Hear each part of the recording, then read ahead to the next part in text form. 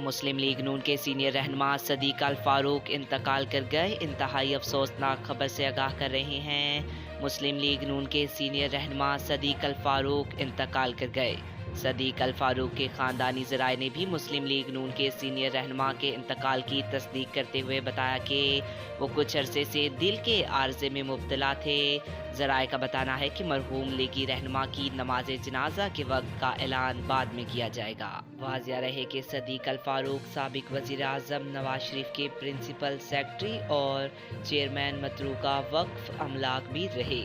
صدیق الفاروق نے 3 سال جیل بھی کاٹی، جبکہ وہ ایک کتاب کے مصنف بھی تھے۔ شہباز شریف نے پاکستان مسلم لیگ نون کے سینئر رہنما صدیق الفاروق کے انتقال پر اظہار افسوس کرتے ہوئے مرحوم کے درجات کی بلندی کے لیے دعا کی اور مرحوم کے اہل خانہ سے اظہار تعزیت کیا۔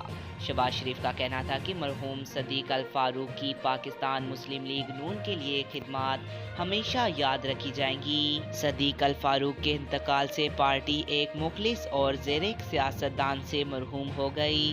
اللہ تعالیٰ مرحوم کو جنت الفردوس میں جگہ عطا فرمائے۔